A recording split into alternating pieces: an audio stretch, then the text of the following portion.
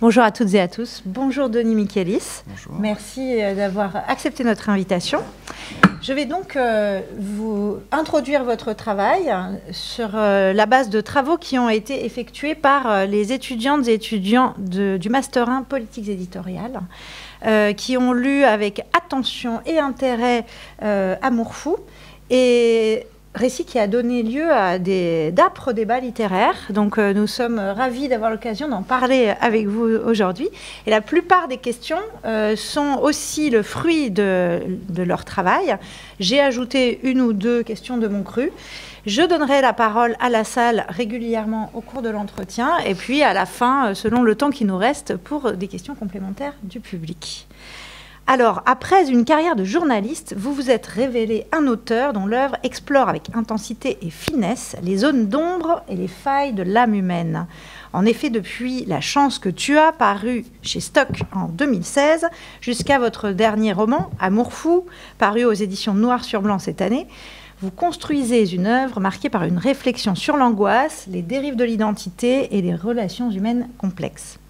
À travers des récits plutôt sombres, vous nous entraînez dans des mondes où les personnages sont souvent en proie à des conflits intérieurs et à des quêtes de sens tortueuses, décrites à l'aide d'une plume souvent ironique, voire déstabilisante, mais toujours avec une touche comique, voire cynique.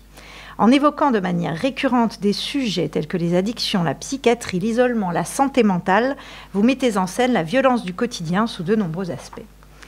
Aujourd'hui, nous aurons l'occasion de discuter de votre parcours, de vos inspirations et de vos choix littéraires, mais aussi d'explorer les thèmes récurrents de votre œuvre et plus particulièrement ceux qui construisent votre dernier roman, Amour fou. Amour fou, justement, est un roman à plusieurs voix. On y découvre Célia, dont la meilleure amie perdue de vue est retrouvée noyée. Barnabé, son harceleur que tout semble accuser. Alors, la meilleure amie s'appelle Rosalie. Barnabé est le harceleur que tout semble accuser parce qu'il souffre de troubles psychiques.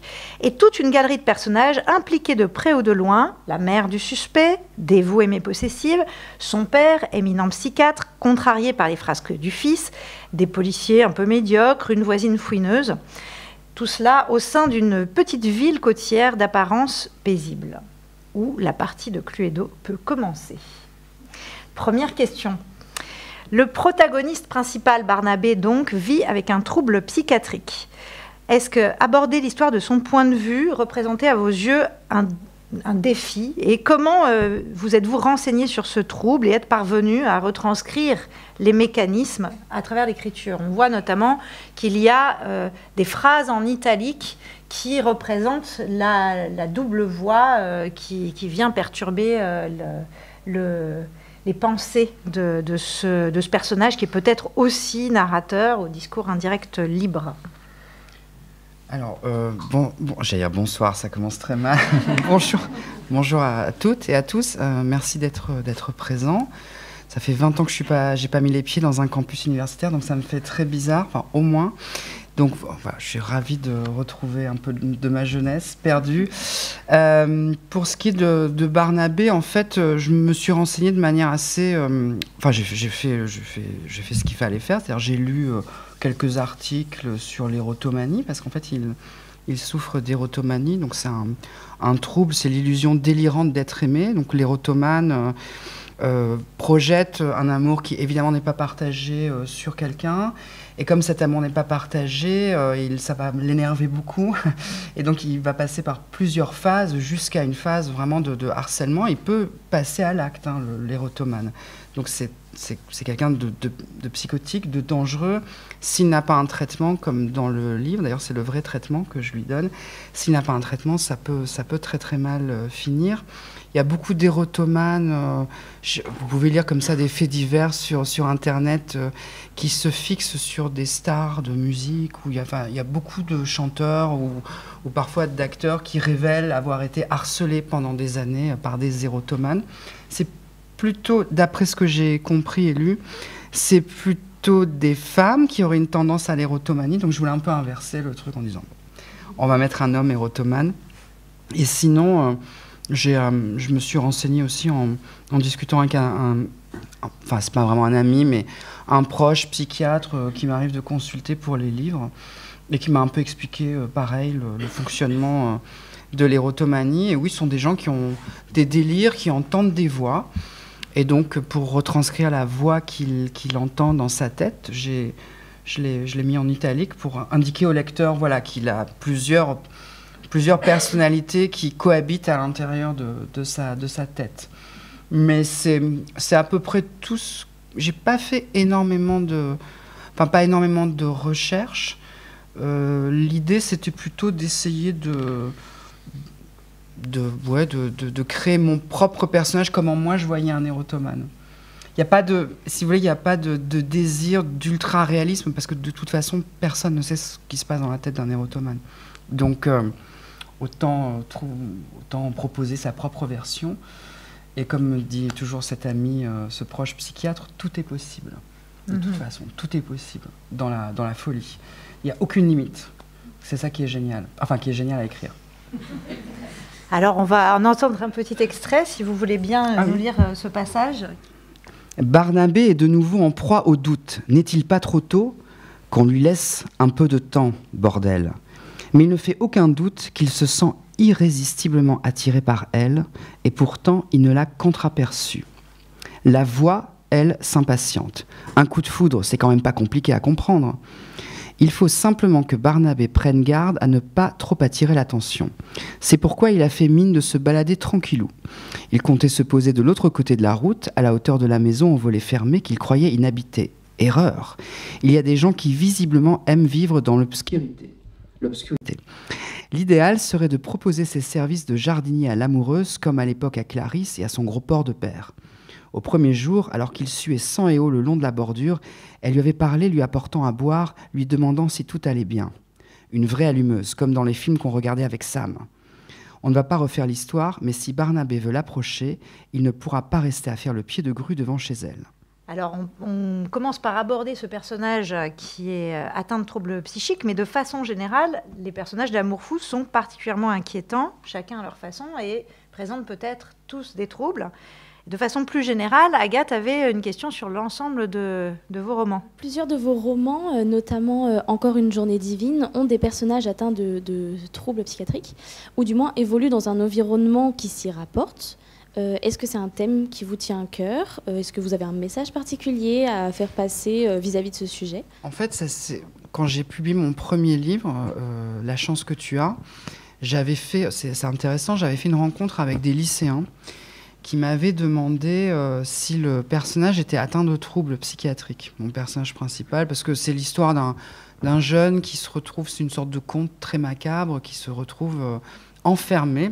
Ça commençait bien pour moi, pour un premier livre, qui se retrouvait enfermé dans un restaurant un peu étrange, une sorte de domaine en bordure de forêt. Ses parents l'abandonnent et il va devoir travailler comme serveur et il met un pied dans ce restaurant et à partir de ce moment-là, il va connaître l'humiliation, le harcèlement, etc. Mais il ne réagit pas, en fait, il ne se révolte pas. Donc ces lycéens, je me rappelle très très bien, c'est il y a 10 ans, m'avaient posé des questions sur les troubles psychiatriques éventuels du personnage. J'avais pas vraiment relevé. Et après, j'ai fait un deuxième bouquin sur un jeune, pareil, qui est enfermé, mais cette fois-ci avec son père dans une maison en forêt. Toujours pareil. Et lui, par contre, il commençait déjà à entendre des voix. Il parlait à un arbre. Il n'avait pas d'amis. Il dialoguait avec un arbre. Bon. Donc là, j'ai commencé à me dire peut-être qu'il y a un problème chez moi. Et peut-être qu'en effet, les troubles psychiatriques m'attirent. Donc... J'ai fini, après j'ai fait un bouquin sur l'alcoolisme, super sympa aussi. Et après, vraiment, dans le 4e bouquin, Encore une journée divine, là, je me suis vraiment intéressée un peu plus de près à la psychiatrie, à l'hôpital psychiatrique. Donc, en fait, pour répondre simplement à votre question, c'est d'abord venu visiblement d'un désir que j'avais envie d'explorer ça, les troubles psychiatriques, ce qui est aussi un classique en littérature. Il y a beaucoup d'auteurs qui s'intéressent à ça, parce qu'il y a un lien assez évident entre la psychiatrie ou la psychanalyse et la littérature, parce que la psychanalyse, comme vous le savez, par exemple, le mythe d'Oedipe, pour prendre l'exemple le plus connu, a pris comme modèle la littérature pour illustrer sa théorie.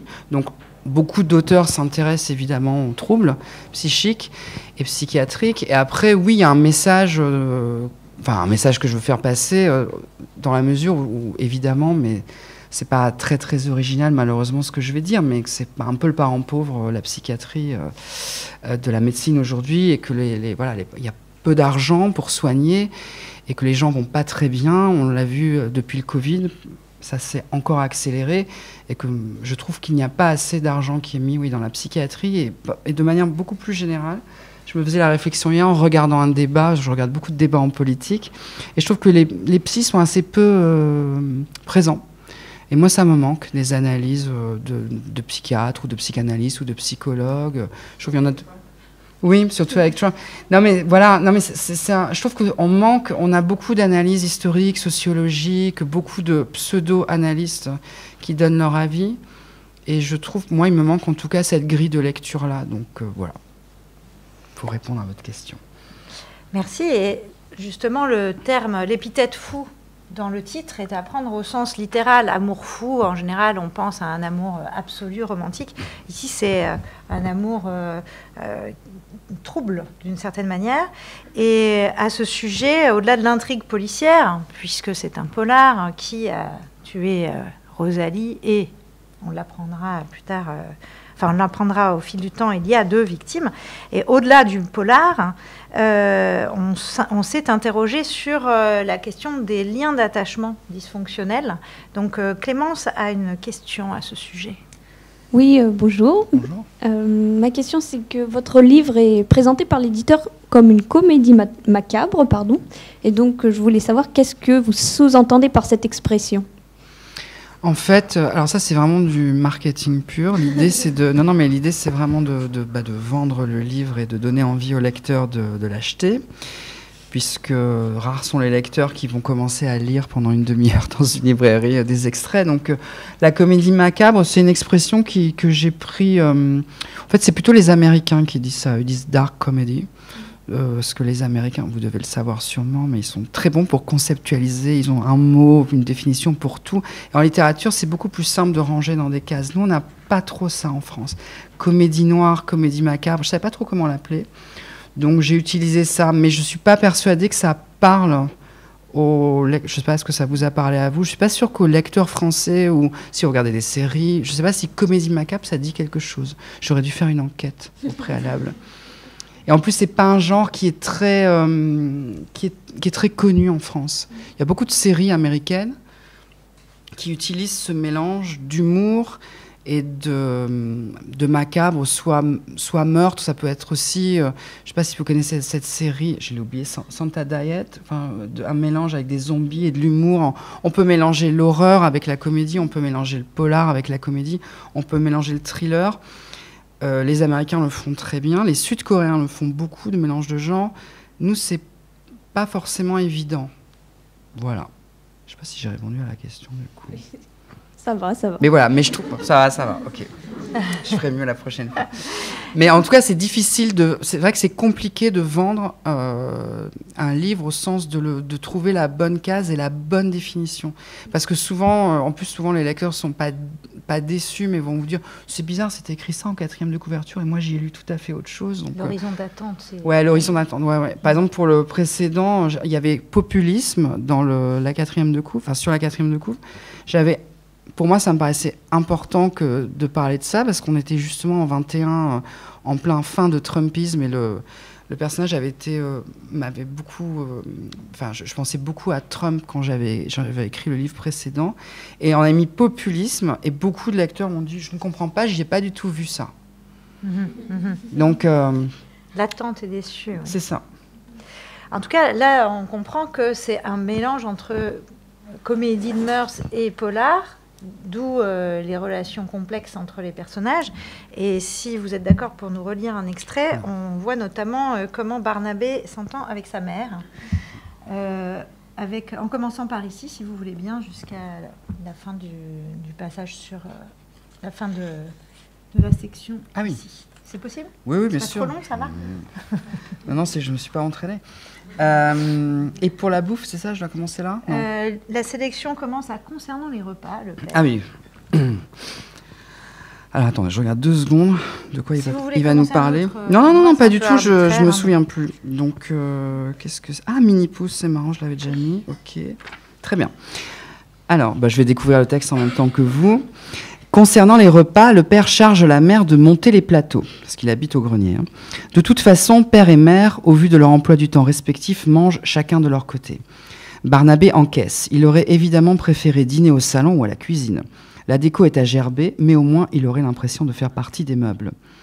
Là, c'est un peu comme si on se retrouvait à l'hosto ou en prison avec ta daronne en infirmière ou geôlière. La voix qui parle.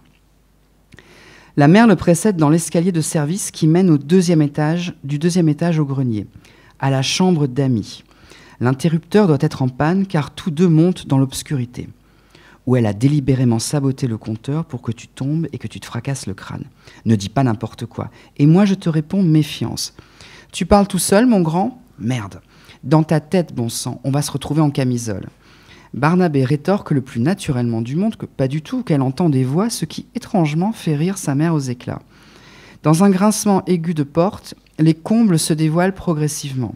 Une pièce aussi vaste qu'indéfinie. Un rectangle presque nu, avec un joli parquet ciré qui a dû coûter bonbon. Sinon, à part le lit, d'une place et demie, une commode et un bureau ridicules, qui peut bien travailler sur un truc pour Nabo, il n'y a aucun meuble, ni objet, ni bibelot. Vous n'êtes pas foulé pour la déco, hein ? La mère n'a apparemment pas entendu. Elle se trouve dans la salle de bain située de l'autre côté du minuscule vestibule pour y ranger, selon ses termes, des serviettes bien moelleuses et quelques effets de toilette. Malgré la propreté apparente, Barnabé note une odeur pénétrante de souris et de toile d'araignée. Par comparaison avec le reste de la maison, ses 2 étages, nombreuses pièces, couloirs et corridors, il se sentirait presque à l'étroit ici. Le manque de clarté n'y est sûrement pas étranger, alors qu'il se trouve si proche du ciel. En même temps, mate un peu ses fenêtres de mini-pouces. Le grenier n'est en effet éclairé que d'un seul œil de bœuf percé directement dans la toiture. Pas étonnant que la lumière soit si pâle et anémique. Même les moutons de poussière y dansent au ralenti. Vos amis vous ont jamais dit qu'elle est glauque, leur chambre ? Ne commence pas, Trésor. Ici, au moins, personne ne t'embêtera. Vous auriez dû me parquer dans la cave. Au moins, on ne m'entendrait pas si je me mettais à hurler. Pourquoi j'arrive même pas à le dire. Pourquoi hurlerais-tu, mon poulet ? Ignorant la question, Barnabé tente d'ouvrir la lucarne, mais la poignée résiste. Toi qui nous rabâches toujours tes histoires de respect d'intimité, tu seras bien ici, enchaîne la mère, tout en posant des draps soigneusement pliés sur le bord du lit.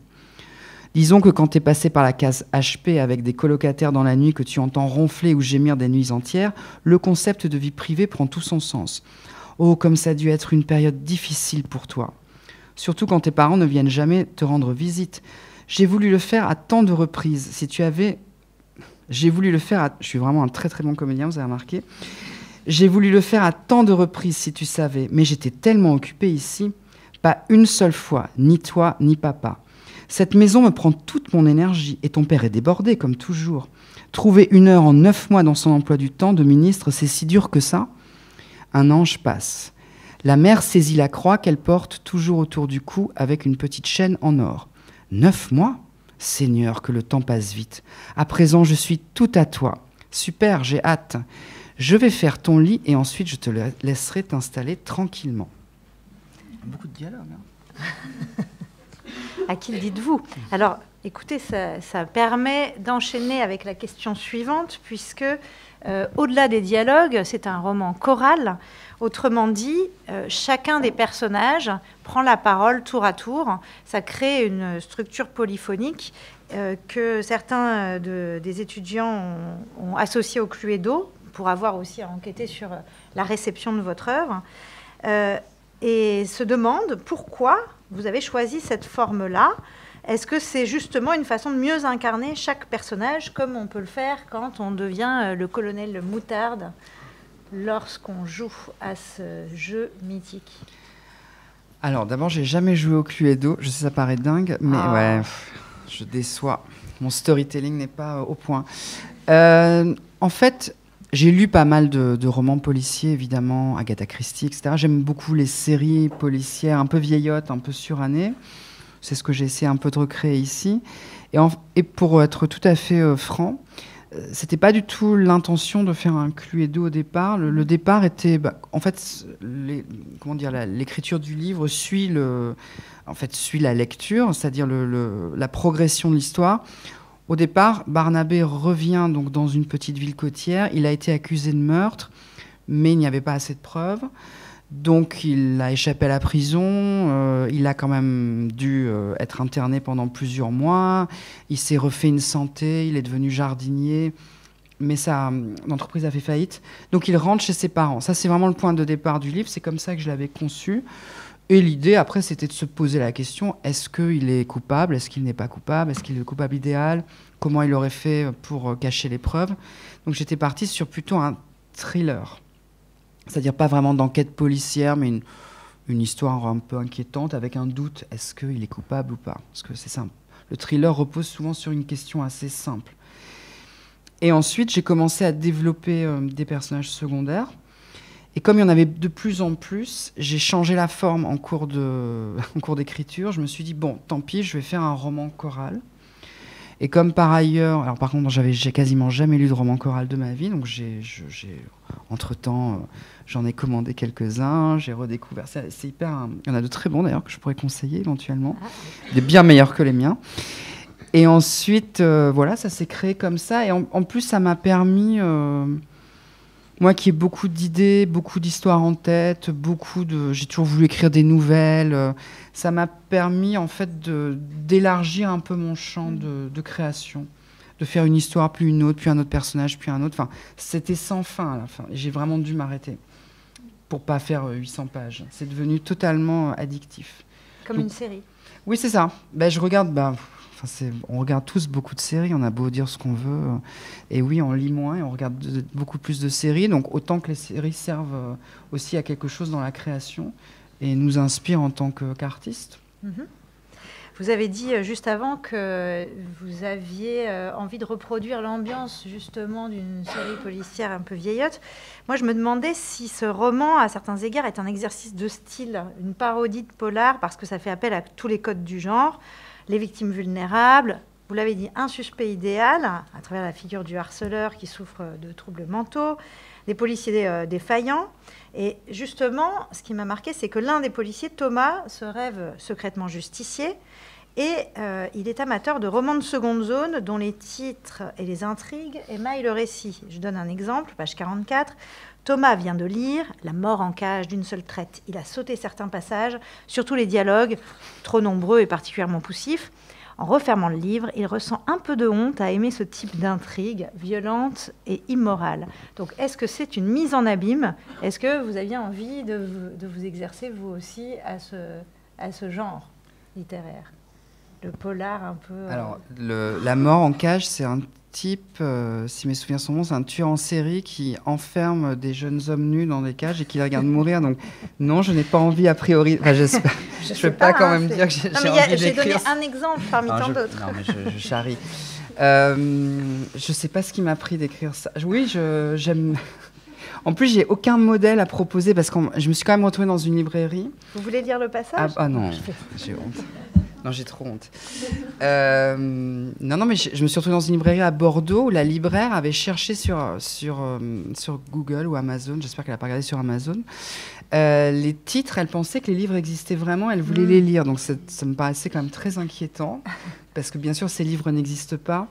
C'est une sorte de version, mais ça vous dit rien, vous êtes trop jeune, vraiment, et vous avez raison, de SAS, ça vous dit quelque chose? Ah, bon, on voit les... SAS, comment on peut résumer SAS? C'est un espion qui fait le tour du monde et qui résout, c'est même pas des énigmes, c'est des histoires d'espionnage particulièrement violentes et misogynes et homophobes. C'était des trucs, mais vous imaginez même, je pense que vous ouvrirez un livre comme ça aujourd'hui, vous seriez choqués. Et vous auriez raison, mais il y avait une sorte de violence, et c'était assez bien écrit, et c'était géopolitiquement très intéressant, parce qu'on voyageait, mais c'était genre nos pères ou nos grands-pères qui lisaient ça. C'était vraiment la honte. Et je cherchais une version, je cherchais à créer en fait une sorte de thriller justement immoral, amoral, mais beaucoup plus queer et beaucoup moins oui, évidemment moins misogyne, évidemment moins vulgaire, etc. Donc ça m'amusait de jouer avec ces codes. Mais jamais je lirais ce genre de... Je pense pas que je lirais ce genre de bouquin, je pense pas que ça m'amuserait. Mais c'est important de... Enfin, je veux pas trop révéler le livre, mais le lecteur, Thomas, qui est un flic, les lit pour une raison particulière. En fait, ces livres-là révèlent sa personnalité, ce qu'il aime, par quoi il est attiré, aussi qui il est vraiment au fond de lui. Je ne vais pas spoiler. Mais c'est une sorte de miroir un peu déformant. Après, on a tous... Enfin, moi, j'aime beaucoup le cinéma d'horreur. Parfois, j'aime des choses très violentes et qui ne me ressemblent absolument pas. Mais on en revient à la psychiatrie, au fait que je suis fou. Non, mais on en revient au fait qu'on est attiré par des choses qui, voilà, parfois qui nous dérangent. Mais il faut... Voilà, ça fait partie de la nature humaine. On est profondément ambigu. Alors, tout ce que vous venez, vous venez de dire, j'allais dire, va être retourné contre vous. En plus, je suis filmée, ça ne va pas du tout. Voilà, je vous passe à la question. Et il y a une question d'Olga qui évoque notamment, vous venez de dire que vous vouliez faire un livre moins misogyne que les SAS, mais dans les discussions autour du livre, on s'interrogeait sur ces pauvres victimes qui sont toujours des femmes vulnérables, oui, etc. Olga.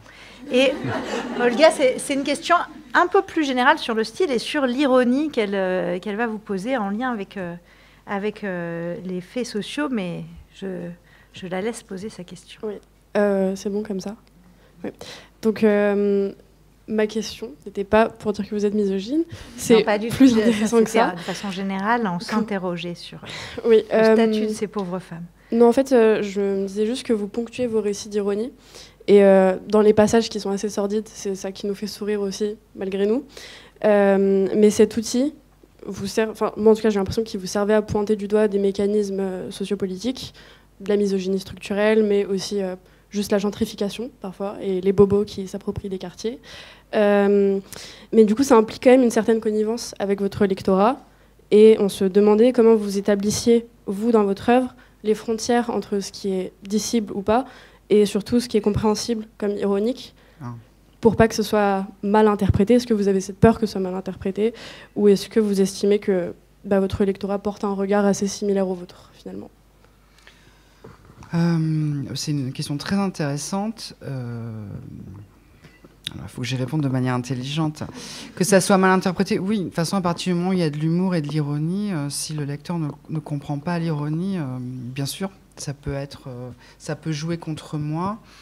Et c'est vrai que je me suis j'avoue que je me suis posé la question, notamment parce que je me rendais compte que dans beaucoup de mes romans, c'est vrai que les personnages féminins n'étaient pas épargnés.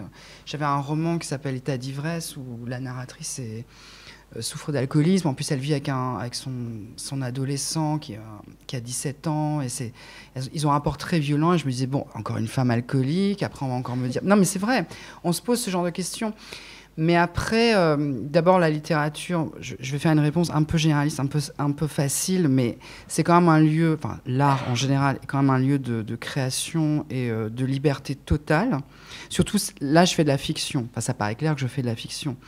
C'est pas en l'autobiographie ou l'autofiction, c'est un peu plus compliqué. Mais disons que j'explore toutes les facettes de ma personnalité et d'autres personnalités. J'essaie de créer des liens avec des lecteurs. Donc oui, il y a des personnages qui sont profondément malaisants et avec qui je ne suis absolument pas d'accord, notamment politiquement. Mais j'espère que le lecteur voit à peu près où je me situe. Et j'ai presque envie de dire, même s'il ne voit pas, c'est pas très très grave parce que c'est pas le lieu, en fait. Mais par exemple, pour donner un exemple beaucoup plus concret, il y a sur le féminisme. Il y a un personnage dans le roman, je ne vais pas dire qui, je ne vais pas dire quel moment du roman, je ne vais pas spoiler, mais qui a un discours féministe totalement arriéré sur les victimes, comme quoi les femmes ne devraient pas être victimes et qu'elles devraient sortir la tête haute et qu'il n'y a pas de raison, etc., etc. Mais ce personnage-là est visiblement taré. Si le lecteur ne comprend pas que le discours qui est porté par ce personnage est en fait quelqu'un qui souffre d'un grave trouble psychiatrique, là je peux pas faire davantage. Mais c'est vrai que chaque personnage incarne parfois, une idée, pas une idée politique, mais c'est, par exemple, MeToo, moi ça m'a énormément intéressé. Il y a quand même une réflexion sur le féminisme dans le bouquin, clairement. Pour ce qui est des bobos, la gentrification, c'est un peu plus gentil. Mais c'est vrai, moi j'ai vécu aussi quelques années dans cette petite ville. Enfin, j'avais une petite maison. Et oui, c'est un vrai problème aujourd'hui. Comment se logent les gens, comment la peur de... J'allais dire la peur de l'étranger, parce qu'il est aussi question de migrants, la manière dont on traite les gens qui viennent des grandes villes, les urbains versus les provinciaux, entre guillemets. Donc tout ça, ouais, ça nourrit ma réflexion et j'essaie de... Mais je porte un regard amusé dessus, pour pas juger de manière trop définitive. Oui, vous parliez de la relation entre le texte et... alors, je vais recommencer ma question parce que, en fait, vous avez parlé d'autofiction et de la distinction que vous faites avec ce type de texte. Et ça m'envoie à une tribune que vous avez co-signée en 2018 dans Le Monde en faveur d'un roman monstre. Je cite, pour dire notre époque monstrueuse, il faut des romans monstrueux. Une narration ne suffit pas à faire un roman. Et au contraire, il s'agirait de dire le réel d'une manière immédiate, quitte à faire des livres déroutants. Donc, ça peut effectivement être... on peut risquer de perdre le lecteur dans ces conditions. Mais il y a néanmoins l'ambition de refléter des faits sociaux.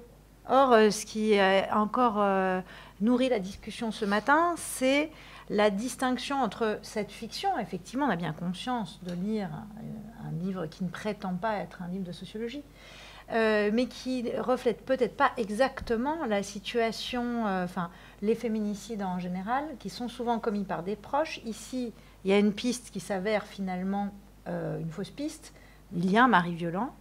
C'est une fausse piste, je n'en dirai pas plus. Non, bah bravo. Je ne vous dirai pas qui. Peut-être que si. Peut-être que je brouille les pistes. Non, mais en tout cas, ça n'est pas exactement... Voilà, c'est trop tard. Vous ne voudrez plus le lire.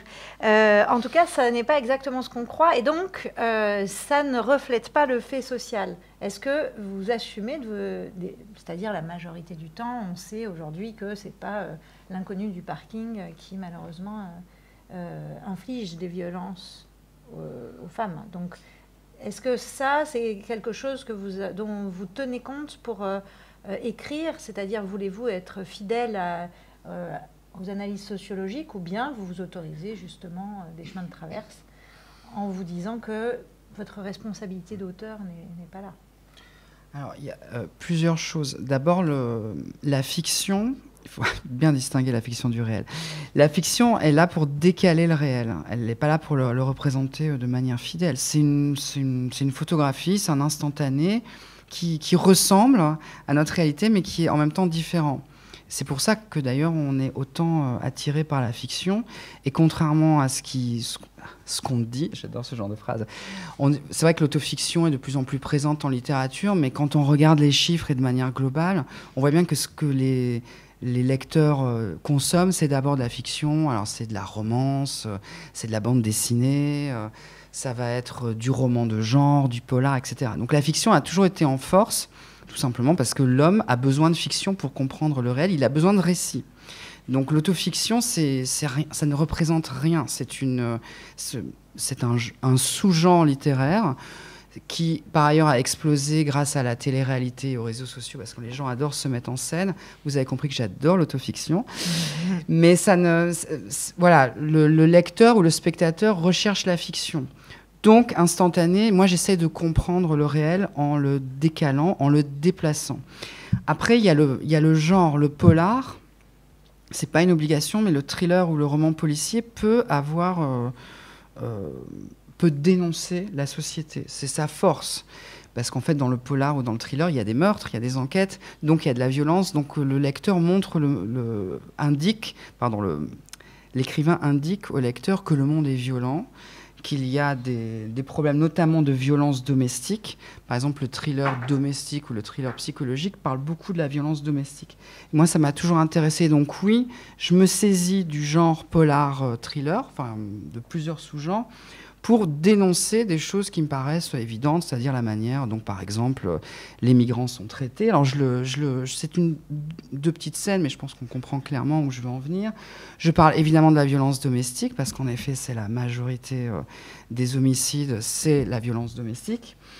Mais après, c'est un polar. Donc, bien sûr que c'est souvent les maris ou c'est souvent les maris qui tuent leurs femmes. Mais comme c'est un roman policier, il faut que je détourne aussi l'attention du lecteur. Donc, c'est une fausse piste. Mais c'est pas, cette fausse piste-là, elle n'est pas pour dire que je me détourne de mon objectif principal, qui est d'attirer l'attention sur là où réside la vraie violence. Mais c'est juste une liberté que je prends. Mais je pense qu'on comprend dans le livre que le danger ne vient pas des migrants, mais qui vient plutôt de la famille et des proches. Ce qui, en général, est le cas. Et ce qui est... voilà. Donc, je ne sais pas si j'ai répondu à la question. Mais... Alors, je demande Est-ce que...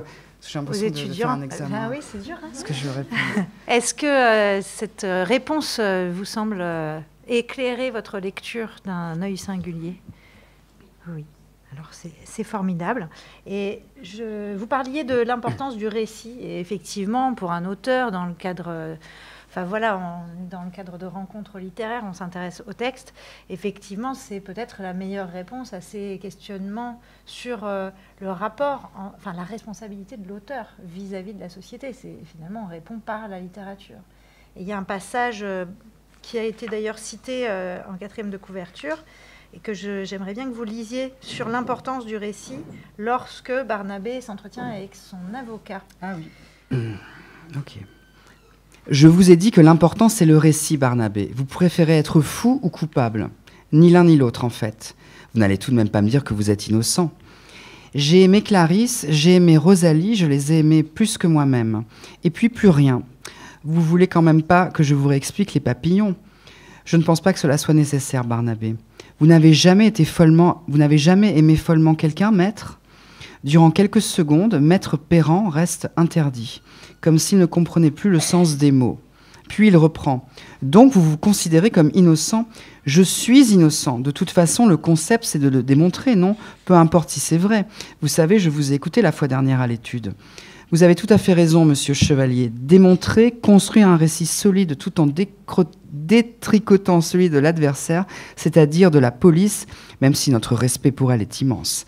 D'habitude, ce n'est pas une chose facile, puisque de facto, les avocats n'ont pas, lors d'une garde à vue, accès au dossier.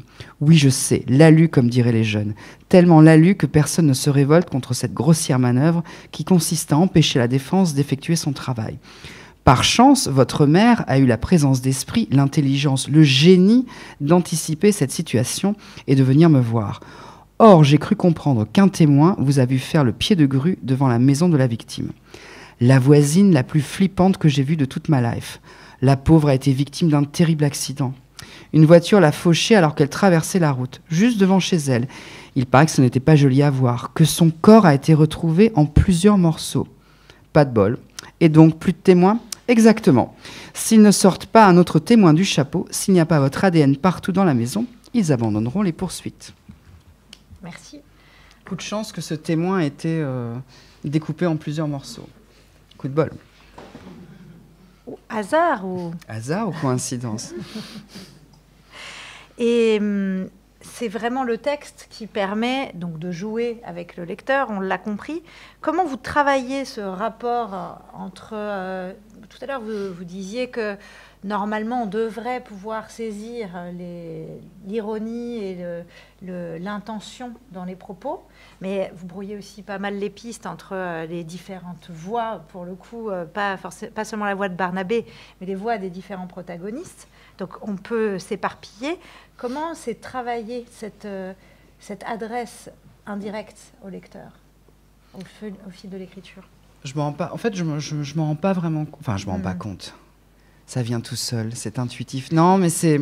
Je pense qu'on est dans une ère beaucoup du. Enfin, ça fait longtemps qu'on est dans une ère du postmodernisme. J'adore sortir ce genre de terme. Du méta. Il y a quand même. En plus, encore une fois, avec les séries et cette manière de consommer aujourd'hui les récits, les histoires, qui font que les lecteurs sont quand même beaucoup plus attentifs, ils connaissent mieux, ils connaissent les gens, ils savent la manière. On peut jouer avec eux, avec les clichés. Donc c'est devenu assez naturellement. Moi j'aime bien les livres où on réfléchit aussi un peu sur justement sur la littérature, sur le récit. Allez, mais ça aussi vous êtes trop jeune. Quoique ça revient, je sais pas si vous vous rappelez des films Scream, hein, qui étaient des voilà, tout le monde est ok. Donc ça marche toujours. Mais c'est vrai que ça a été un gros bouleversement dans le cinéma d'horreur et dans le thriller où pour la première fois on jouait délibérément avec le spectateur, on lui indiquait toutes les règles, mais on arrivait encore à faire peur. Enfin, en tout cas, nous, on avait très peur. Dans les ciné, on sursautait encore sur nos sièges.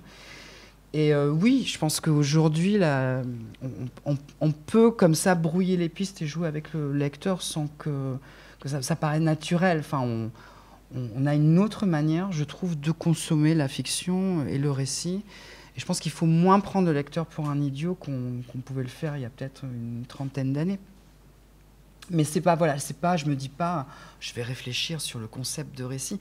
Mais là, ça tombe bien parce qu'il y a l'avocat, et ben ça, tout le monde le sait. Enfin, je veux dire, s'il n'y a pas de preuves, quel récit on va construire vous le voyez bien quand les avocats font le tour des plateaux, et c'est comme le storytelling, c'est pareil, c'est quel récit on construit, qu'est-ce qu'on va garder. Et est-ce qu'on va y croire ? Vous voyez bien que les élections récentes aux États-Unis, il y a des storytelling qui se sont comme ça échafaudés petit à petit. Et puis après, comme disait ça me fait rire, mais ça m'a pas fait rire la semaine dernière, mais il y avait une analyste politique qui disait de Trump que c'était du fairy tale 101. C'était vraiment la base du récit. C'est vraiment le monde va mal, je vais venir vous sauver. Mais les gens y croient.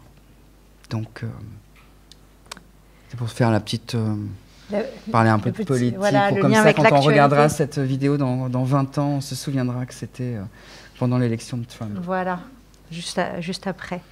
Et pour inscrire cette rencontre dans une perspective plus historique, littérairement, transition complètement improvisée, vous parlez de vos sources d'inspiration plutôt mainstream, Scream, SAS, mais vous avez aussi mentionné d'autres sources et je vais laisser la parole à Ninon. Bonjour. Lorsque vous évoquez vos inspirations, vous mentionnez Kafka, vous mentionnez aussi les contes des frères Grimm et d'Anderson. Je voulais savoir comment vous mélangez ces différentes sources d'inspiration. Merci de rappeler Kafka, parce que c'est vrai qu'après SAS, j'en ai pas beaucoup d'SAS. Je viens de déménager mon bureau, je l'ai fait avant-hier, j'ai 5 SAS. Hein, donc, et combien de Kafka, c'est ça je les ai tous. J'ai la Pléiade, mais je les ai pas tous lus.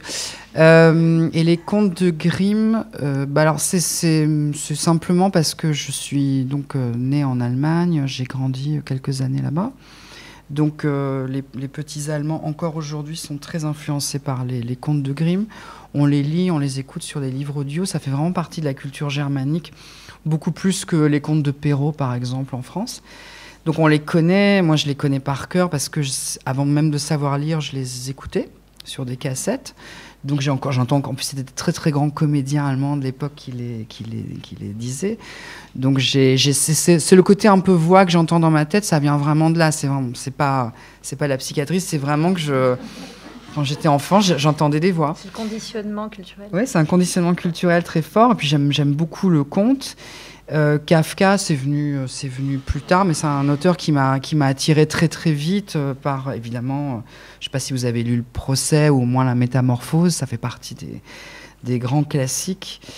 Et après, c'était quoi la question ? Pardon, je me souviens plus. Comment vous mélangez ces comment je mélange ?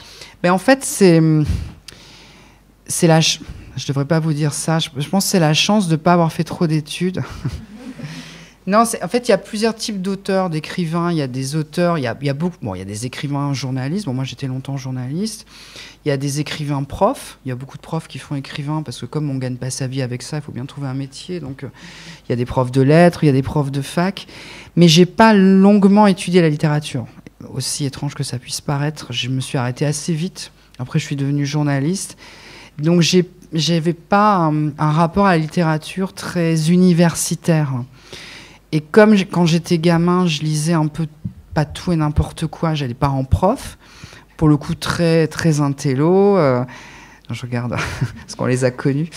On a comme voilà, Je l'ai connue quand j'avais 12 ans, 13 ans. Voilà. C'est assez bizarre d'ailleurs de me retrouver ici. Mais eux très lettrés, donc un peu qui me forçaient à lire des grands classiques. Donc quand j'étais gamin et ado, je me suis rebellée assez vite. J'ai beaucoup lu par ailleurs Stephen King, beaucoup de littérature horrifique. Je me suis beaucoup intéressée aux romans de genre et au mauvais genre, à une époque où vraiment King, c'était la honte de le lire. Il n'était pas du tout considéré comme un grand écrivain. Et donc j'étais assez peu littéraire. Après j'ai fait des études, j'ai commencé quand même à lire des grands auteurs. Je me suis un peu rattrapée. Mais j'ai aucun problème avec le fait de passer de Tchekhov, là je relisais, pour faire un peu quand même l'intello, pour dire j'ai relu Tchekhov, ou lire de grands textes, Kafka, Tchekhov, d'autres grands auteurs, là j'ai relu un Balzac récemment, et ensuite passer à SAS, à Agatha Christie, regarder une série, puis reprendre, bizarrement, ça m'a commencé à un peu m'inquiéter quand je suis arrivée à Paris il y a une quinzaine d'années, quand j'ai découvert le milieu littéraire, où j'avais vraiment l'impression parfois d'être un peu débile mental par rapport à des gens qui avaient fait Normal Sup, qui avaient fait de longues études, et je me disais... et qui citaient... En plus, c'est qui ont fait de la philo, donc qui ont toujours plein de citations dans leur besace, comme disait machin, comme disait... Toi, je disais, mais j'ai même pas un début de citation, à part King, vaguement. Donc, ce qui m'a longtemps posé pas problème, mais qui m'a un peu... qui me faisait sentir un peu différent et à part et pas au niveau, finalement m'a libéré. Bon, c'est avec l'âge aussi. Après, on s'en fout. Vous avez évoqué votre carte de journaliste. Vous avez été aussi traducteur de plusieurs œuvres allemandes. Est-ce que ça aussi, ça peut influencer votre façon d'écrire et comment ? Alors, pour la traduction, j'ai traduit 4 bouquins, mais il y a longtemps. Donc, c'est bien déjà que vous n'avez pas dit que... Enfin, bien. Parfois, les gens me présentent comme un traducteur que je ne suis pas. J'avais traduit tout au début de ma carrière d'auteur parce que j'avais besoin de gagner ma vie. Et donc, je me suis mis à traduire de manière un peu compulsive et d'enchaîner les contrats. C'est hyper dur, la traduction. J'ai une admiration vraiment... sans borne pour les traducteurs. Moi, ça m'a pris 2 fois plus de temps qu'un traducteur professionnel. Donc ça ne m'a pas fait gagner ma vie. Mais j'ai appris beaucoup en traduisant parce que c'est vraiment le traducteur, c'est celui qui en fait lit le texte le plus de fois. Plus que l'éditeur, plus que l'auteur lui-même, au fond. Parce qu'on passe notre temps à regarder, à décortiquer. Il y avait un bouquin que j'avais traduit qui m'a vraiment beaucoup aidé en littérature, enfin en écriture. C'est un bouquin qui s'appelait Les Pleureuses, mais en anglais c'est mieux, c'est A Separation. Mais ça marchait pas, une séparation en français, pour plein de raisons, parce qu'il y avait trop de livres qui s'appelaient comme ça. Et c'était un monologue intérieur d'une femme qui recherche un mari disparu. Et ça m'a... Une fois que j'ai traduit ce bouquin, j'ai pu finir mon 3e roman, et ça m'a totalement ouvert plein de perspectives d'écriture. Je pensais pas qu'on pouvait écrire comme ça, en fait. Donc ça m'a libérée. Et journaliste, oui, ça vous apprend... En plus, j'étais journaliste télé, donc ça vous apprend à écrire de manière courte, concise, efficace et à adresser un message. Évidemment, ça aide. Évidemment. Mais... en termes de méthode, quoi. Ouais, c'est une bonne méthode. Et puis, j'étais journaliste culturel, je bossais à Arte, j'ai rencontré plein d'écrivains. Donc, ouais, forcément, ça... Mais je pensais pas que c'était... Enfin, une fois qu'on passe de l'autre côté... Ça peut être inhibant aussi, non ? De rencontrer des écrivains ? De les interroger, de voir la diversité des méthodes. Parfois, ça peut rendre humble. Enfin, je sais pas, je vous pose cette question. Peut-être parce que j'interroge beaucoup d'auteurs et que... Non, je me souviens plus. Non, je trouvais que j'avais eu la chance de rencontrer Paul Auster, enfin vraiment des très très grands, John Irving, tout ça. Bon, alors que je suis pas un grand connaisseur de la littérature américaine, j'ai rencontré aussi des auteurs français qui m'ont beaucoup marqué. Mais non, ça me... C'est stimulant, au contraire. C'est stimulant, ils sont souvent intéressants, les écrivains, dit-il en train de parler. Non, mais c'est plus... Non, mais dans le sens où je recontextualise... Par rapport à un musicien ou un comédien, les écrivains ont plus de choses à raconter en général. C'est vrai. Le pire, ce sont les peintres. C'est pas le même moyen d'expression. Ah bah non, si ça se saurait, s'ils savaient s'exprimer par des mots. Bah oui. Donc c'est toujours une tannée de les... La balle perdue. Non, mais je suis très admiratif, des peintres. Mais c'est vrai que quand on manie le langage, on est censé pouvoir parler plus facilement. Ouais, je dis du mal des peintres, je suis en train de m'étouffer. Esprit de Picasso, si tu es là. Alors, vous avez parlé du travail éditorial aussi, et Clara a une question à ce sujet. Oui, bonjour. Bonjour Clara. Nous sommes ici plusieurs à se former au métier d'éditeur, donc forcément on est un petit peu intéressés par ce sujet. On se demandait comment vous envisagiez la relation avec l'éditeur et si c'était différent en tant qu'auteur et en tant que traducteur, parce que c'est pas tout à fait les mêmes tâches qu'on va avoir et les mêmes rapports. Donc, quelle était oui, votre manière d'envisager ce travail commun, surtout que vous avez travaillé pour différentes maisons en tant qu'auteur et en tant que traducteur? Alors, en tant que d'ailleurs, j'ai reçu un mail de mon éditrice pour mon prochain manuscrit. Je peux vous dire ce que c'est le rapport avec l'éditeur. Comment non, je l'aime beaucoup. Ah, maintenant, je suis filmée. Non, il a été super. Manon, ton mail a été super. Il m'a remis sur le droit chemin. Alors, ça se passe dans le meilleur des cas, quand l'éditeur fait bien son boulot. Parce que moi, je donne beaucoup d'ateliers d'écriture aussi. Et ça fait des années que je fais ça. Et que je suis aussi des manuscrits. Dans le meilleur des cas, on dit à l'auteur, voilà ce qui va pas. On commence toujours la technique du sandwich, vous connaissez. Donc on essaye de trouver le livre dans le livre, parce que on n'a pas forcément un recul quand on est auteur. Donc par exemple, pour Amour fou, clairement, il y avait des choses, la voix de Célia, cette meilleure amie, j'ai dû la retravailler parce que dans ma grande misogynie, dans ma méconnaissance de la gente féminine, il y avait des choses qui n'allaient pas. Non mais j'exagère, mais même j'ai des agents aussi, et qui m'ont dit, une femme ne réagirait pas comme ça, tu vois, il faudrait le faire comme ça, etc. Donc ça, on travaille comme ça en général. S'il y a des choses qui ne vont pas au niveau de l'intrigue, des choses qu'on a oubliées d'expliquer, justement, est-ce que le ton à retravailler, après on a des des relecteurs qui ensuite regardent vraiment, ça peut paraître bizarre, mais il y avait, je me souviens, dans un de mes bouquins, ils vont même regarder les marques des baignoires ou du mobilier pour dire ça va pas, par exemple, elle peut pas s'enfoncer dans une baignoire parce qu'elle est trop petite, etc. Il y a des choses hallucinantes, il y a énormément de travail dans l'ombre qui est fait autour d'un bouquin. Mais l'éditeur est là pour vous accompagner, pour comprendre ce que vous avez voulu faire, parce que vous ne pouvez pas toujours, encore une fois, avoir le recul nécessaire. Et par exemple, je me souviens d'état d'ivresse. C'était une autre éditrice à l'époque, et elle avait senti que j'avais remis un manuscrit, mais que je voulais parler de la solitude, de l'isolement et de l'alcoolisme, mais c'était noyé dans une autre histoire, totalement alambiquée. Donc voilà, l'éditeur après vous fait comprendre, c'est peut-être ça qu'il faudrait que tu travailles. Pour la traduction, c'est très différent. Pour la traduction, le texte existe, et plus quels sont les temps verbaux parfois qu'on doit choisir, ça paraît dingue, mais moi je sais qu'il y avait un livre que j'avais traduit au passé composé et pas au passé simple, et que ça avait créé quelques petites discussions, parce que je trouvais que le passé simple était trop vieillot pour la voix du personnage, d'autant que c'était un monologue intérieur, et que moi je n'aime pas quand je lis des monologues intérieurs ou des dialogues où les gens, les personnages parlent en disant « ce fut une belle journée », je trouve ça grotesque. Mais en France, on aime beaucoup le passé simple parce que c'est le temps littéraire par excellence. Donc on peut avoir des frictions avec l'éditeur en disant quel est le temps verbal que je choisis et le ton. Et après, il regarde, non, si on ne s'est pas trompé, s'il y a au niveau parfois du vocabulaire, mais c'est très... Après, je ne suis pas assez calée en traduction. Vous faites de la traduction? Non, vous étudiez la traduction ici ou pas du tout, non?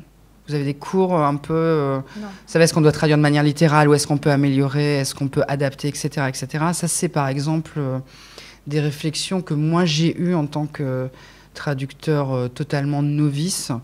Mais je pense que quelqu'un qui serait dans une école de traduction aurait un autre discours. Mais j'avais, pour vous donner un exemple, le premier livre que j'ai traduit, c'était un polar allemand qui était pas génial. Hein. Ça se passait dans un chalet, c'était glauque, donc on m'avait choisi pour ça.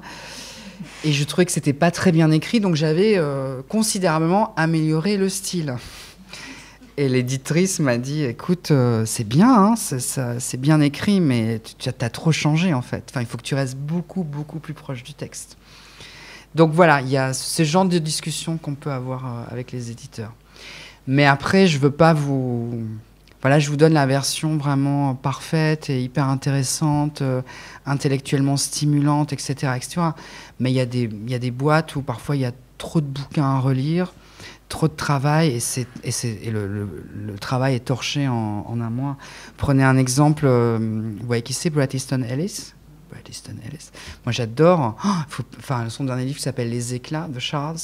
Il faut vraiment le lire en anglais, parce que là, typiquement, c'est un bouquin qui a été, parce que je me suis renseignée après, il a été traduit, il n'était pas encore sorti aux États-Unis, il a été traduit très très rapidement, et vraiment très rapidement, et par, je pense, une personne qui n'était pas du tout faite pour traduire une histoire de jeunes où il est question d'un tueur en série. C'est hyper sexualisé, il y a des dialogues hyper bien, c'est très politique, etc. Et moi, je trouve que la traduction est atroce. Mais c'est atroce. C'est genre les personnages passent leur temps à dire « Tu es OK avec moi ?» « Ouais, je suis OK. Et toi, t'es OK ?» Enfin, Mais vous voyez, je pense que ça n'a pas été bien relu, pas bien travaillé par manque de temps. Et que de toute façon, le lecteur ne va pas se révolter. Enfin, avoir une exigence par rapport à la qualité de traduction, c'est hyper important, mais parfois, voilà. Et surtout mais ça vous devez le savoir, surtout en anglais, où c'est hyper compliqué. Enfin, vous savez que c'est hyper compliqué l'anglais, mais vous savez que l'anglais, en plus, n'est pas le même à New York qu'en Australie, etc. Enfin, moi, quand j'ai traduit le roman, qui est un roman américain, donc traduit de l'américain, il y avait des mots, des phrases, des expressions que des amis à moi anglophones ne comprenaient pas. Donc ça, c'est difficile. Et après, il faut rendre un ton, il faut rendre une... Prenez par exemple des auteurs comme King, qui fait parler beaucoup de la classe moyenne, ou de la classe vraiment de ce qu'ils appellent les rednecks, etc. Et souvent, les dialogues sont complètement ratés en traduction, parce qu'on n'a jamais vraiment trouvé le bon ton. L'équivalent, mais c'est hyper compliqué. C'est pour ça que je disais que pour moi, les traducteurs sont vraiment c'est un métier que j'admire. Ils n'ont pas toujours le temps nécessaire pour bien faire leur travail. Les éditeurs n'ont pas toujours le temps pour bien relire et bien avoir les échanges que moi j'ai eu la chance d'avoir. Donc mais si vous devenez éditeur et vous bossez en édition, il faut être exigeant. Parce que c'est de vous dont dépend beaucoup de choses. Alors, j'avais prévu une dernière question, mais vous me faites penser à une question subsidiaire sur la traduction éventuelle de vos propres romans. Est-ce que c'est déjà le cas? Est-ce que c'est prévu Non, dans d'autres langues? J'aimerais bien l'allemand. Donc, il a toujours été... les livres sont toujours parvenus aux éditeurs allemands, mais pour l'instant, personne n'a encore proposé. Alors, là, c'est pareil. Hein, malheureusement, le marché est hyper saturé. Il y a très très peu de romans, de romanciers français qui sont traduits à l'étranger. Ce qui d'ailleurs est une... À part Michel Houellebecq. Ouais, après moi j'aimais bien Houellebecq jusqu'à une certaine époque, on va dire, jusqu'à certains bouquins. Mais là aussi c'est un autre débat. Mais voilà, qu'est-ce qui fait passer comme idée, et finalement est-ce qu'on est d'accord ou pas avec lui, mais pour moi c'est de la fiction, donc ça ne m'a jamais gêné. C'est vrai qu'à partir du moment où il a commencé à donner des interviews dans Valeurs Actuelles et à dire des choses absolument atroces, mais jusqu'à présent, il ne l'avait pas fait. Donc, c'était difficile de juger le texte. Et par ailleurs, personne n'oblige à lire un roman. Enfin, personne ne vous met un gun sur la tempe pour dire « Tu vas lire ce roman, même si c'est gênant ». Donc, voilà, pour fermer cette discussion. Mais non, le marché est très, très compliqué. Et souvent, à l'étranger, on n'achète vraiment que les auteurs très, très, très connus. Ce qui est par ailleurs très injuste, parce que nous, on consomme beaucoup de littérature étrangère et on traduit énormément. D'abord, c'est anglo-saxon, japonais, après je pensais allemand, je ne sais plus dans quel sens. Donc, j'ai toujours trouvé ça très bizarre que nous, on soit si admiratifs de la littérature étrangère. Et par exemple, prendre des Américains, ils ont un marché totalement fermé, ça ne les intéresse absolument pas. De traduire, enfin à part Annie Ernaux, enfin à part un prix Nobel, hein, ou je sais pas, un prix Goncourt, ils s'en foutent complètement. Donc c'est pas égal, je trouve, le rapport, et c'est un peu dommage. Alors, je donne la parole à la salle. Garance, ça va être une question complémentaire. Oui, pour rebondir sur la question du temps, vous avez parlé du temps du travail éditorial. Et nous, on s'était posé la question du temps d'écriture, puisqu'on avait remarqué que vous aviez écrit plusieurs ouvrages en seulement quelques années. Et donc, on se demandait comment vous faisiez pour maintenir une cadence d'écriture. Est-ce que vous aviez des rituels d'écriture ? Alors, est-ce que non? En fait, je réponds souvent. En fait, j'ai pas d'enfants, donc je pense que si j'avais des enfants, j'aurais pas le temps d'écrire autant. Donc, j'ai une activité. Je fais des ateliers d'écriture. J'ai d'autres activités parallèles. En fait, j'écris dès que j'ai du temps, j'écris. Donc, il n'y a pas vraiment de rituel. Ça peut être le week-end, ça peut être le soir, ça peut être le matin. Ça peut aller très vite, comme ça peut prendre énormément de temps. C'est vraiment à partir du moment où le bouquin commence à prendre forme. C'est toujours difficile à expliquer, mais quand on commence à être obsédé par l'histoire, un peu comme une obsession amoureuse, vous avez vu la super comparaison que j'ai faite, mais quand on commence vraiment à se dire, ok, là je tiens quelque chose, ça peut aller assez vite, mais ça, par exemple celui-là m'a pris 1 an. Mais quand je dis 1 an, c'est pas 1 an de tous les jours, mais il a pris plus de temps parce que c'était, voilà, il y avait plein de voix, et puis il y avait, en plus je vends très mal mes ateliers d'écriture, mais moi qui donne toujours, qui propose de faire des plans, de créer des fiches personnages, je suis très bordélique et j'obéis pas à mes propres règles. Donc je peux me retrouver au milieu du bouquin en me disant, mais qu'est-ce que je suis en train de faire? Comment je vais m'en dépatouiller? Donc ça peut, voilà, c'est comme ça que j'écris. Mais il n'y a pas j'ai pas de rituel particulier. Tout d'abord, merci beaucoup. C'était extrêmement intéressant. Puis comme d'habitude, le mélange d'humour et d'humilité et du côté un peu coquin, j'adore dans tes réponses. Moi, la question que je te pose, c'est un petit peu sur l'ensemble de l'œuvre finalement. C'est avec un peu de recul maintenant, puisque tu es en train d'écrire le 6e, si j'ai bien compris. Est-ce que tu as le sentiment qu'il y a une œuvre plus qu'une autre à laquelle tu restes profondément attaché? Et la question subsidiaire, c'est, j'ai su que l'un des livres, celui qui s'intitule « Encore une journée divine », va être bientôt adapté au théâtre. Est-ce que toi-même, tu as déjà eu, en écrivant ou après avoir écrit une œuvre, l'impression qu'elle serait très bien, notamment soit en série, soit en film, et pas seulement au théâtre? Enfin, c'est 2 questions en une. Merci. Alors oui, pour Encore une journée divine... alors pour une fois, j'étais un bon stratège. Ça m'arrive pas souvent. Mais je voulais faire du théâtre depuis toujours. Je voulais écrire des pièces de théâtre. Enfin, alors jouer, mais comme je joue très mal, donc je me suis dit, il vaut mieux que je les écrive. Et pour Encore une journée divine, j'ai vraiment écrit un monologue en me disant, j'aurai de la chance, enfin, il y aura une possibilité d'adaptation facile au théâtre. Parce que si j'écris une pièce de théâtre, c'est rare que les pièces soient publiées en l'état, enfin, sauf si on s'appelle, par exemple, Yasmina Reza ou Laurent Godet. Enfin, il y a des auteurs comme ça qui sont aussi dramaturges. Donc j'ai fait ce bouquin, Encore une journée divine, d'un psy qui est enfermé dans un asile, et il a été acheté tout de suite. Et là, je me suis dit, tu l'as... Voilà, bon stratège pour une fois. Après, j'ai des agents, donc j'étais bien entourée. C'est François Cluzet qui va l'incarner, en plus un comédien, enfin acteur hyper connu, hyper populaire, en plus qui est bon. Donc là, ça a été vraiment coup de chance, coup de bol. Ça a mis 4 ans à se faire, là il y répète, et ça va être joué en effet à partir de l'année prochaine. Pour le ciné adapté, c'est vrai qu'Amour Fou ferait une bonne mini-série.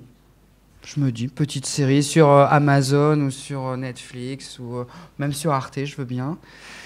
Mini-série en 4 épisodes. D'ailleurs, mais on fait des pitchs en fait. Moi et les agents, on envoie souvent des boîtes de production avec tous les personnages, etc. Certains l'ont lu, ont apprécié. Après, pour être tout à fait franc, il faut un nom. Je pense qu'à partir de l'année prochaine, on dira François Cluzet, machin, etc. Ça va peut-être un peu décoller. Mais on reste dans une société où il faut quand même...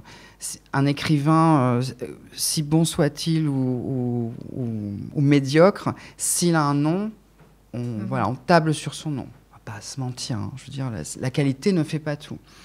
Donc ouais, j'espère qu'à partir de l'année prochaine, avec le succès immense et la notoriété... absolument délirante que va m'apporter Encore une journée divine.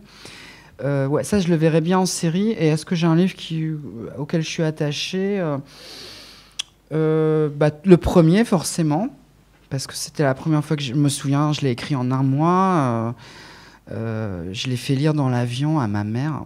Je vais raconter ma vie maintenant. Et ensuite, j'étais journaliste, et là, je l'ai donné en fait à une écrivain qui s'appelle Brigitte Giraud, qui a eu le Goncourt il y a 2-3 ans, qui était éditrice aussi. Et je l'ai interviewée, puis j'adore cette écrivain, j'avais tout lu d'elle. Et je savais qu'elle avait une collection et je lui ai donné le manuscrit et elle m'a envoyé un texto 5 jours après en disant je vous publie. Donc ça a été, génial. Grand moment. Donc je suis attachée à ce bouquin, mais après je les aime tous. Moi, je tiens à dire que souvent, quand des auteurs viennent aux rencontres texto, ils deviennent célèbres après. Ah, c'est une bonne nouvelle. Oui, Annie Ernaux a eu le prix Nobel. Elle est venue. Elle est venue, je tiens à le rappeler. Maria Pourchet est devenue connue depuis qu'elle est passée par ici. Nicolas Mathieu, Goncourt, alors qu'on l'avait... ils étaient déjà connus avant, Non, Nicolas Mathieu, on l'avait sélectionné, son livre n'était pas encore sorti, et il a eu le Goncourt en même temps que... Enfin, quand on organisait notre prix, on a été un peu éclipsés par... Et d'ailleurs, Nicolas Mathieu, je pense qu'il a eu aussi un peu grâce à moi le Goncourt. Ah, ouais, parce que quand même... Non, mais en 2000... Justement, évidemment, je dis n'importe quoi, hein. Je suis écrivain, ne l'oubliez pas, mais quand on a fait cette tribune en 2018, parce qu'il a eu en 2018, dans le monde où, avec d'autres écrivains, on n'en pouvait plus de l'autofiction, on a dit, il faut vraiment qu'on remette pas la fiction au goût du jour, mais qu'on arrête de faire croire qu'en fait, en France, on n'écrirait que sur soi. Enfin, il y a plein d'écrivains qui écrivent des fictions, dont nous, évidemment. Et je me souviens, la tribune a été énormément lue dans le milieu de l'édition, parce qu'évidemment, on connaît le milieu de l'édition, très commentée, très critiquée, parce qu'on avait osé s'attaquer au prix littéraire en disant qu'on voulait des jurys mixtes. On voulait autant de femmes que d'hommes, incroyable. Qu'on voulait des jurys tournants. Enfin, ça n'a rien donné. Et je me souviens qu'à l'époque, notre ami, comment il s'appelle, qui présentait Apostrophe, Bernard Pivot, qui était encore au Goncourt, avait dit cette année la fiction triomphera. Et ils ont donné le Goncourt à Nicolas Mathieu. Voilà, c'est grâce à lui. Donc je pense que c'est grâce à nous. Vous voyez cette logique, ce storytelling marche bien, non? Magnifique. Je pense que si vous écrivez une tribune, vous ferez, pour faire valoir la qualité de votre nom, vous allez réussir à rafler tous les prix. J'espère. Bravo, merci. Merci beaucoup.